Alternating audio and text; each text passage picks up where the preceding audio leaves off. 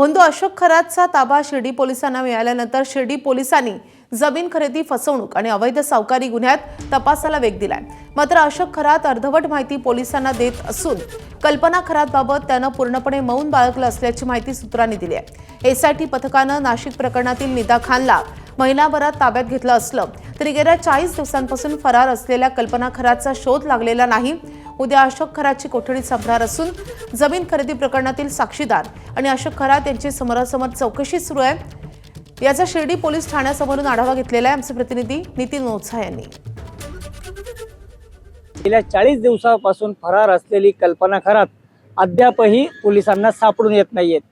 3 दिवसांपूर्वी शिर्डी पोलिसांना एसआयटी कडून अशोक खरातचा ताबा मिळाला आणि त्यानंतर कल्पना खरातचा शोध लवकर लागेल अशी शक्यता होती।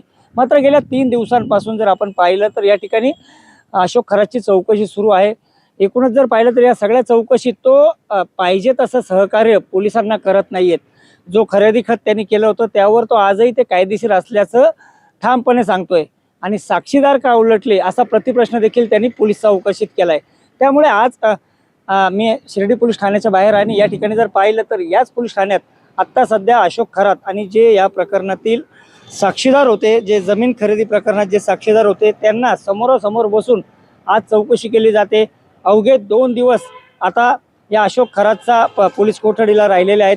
या 2 दिवसात पोलिसांना या खरेदी खत प्रकरणाबरोबरच कल्पना खरातचा शोध घेण्याचं मोठं आव्हान आहे।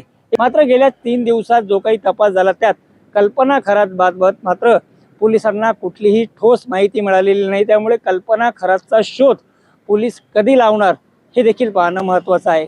नितीन ओझा, एबीपी माझा, शिर्डी।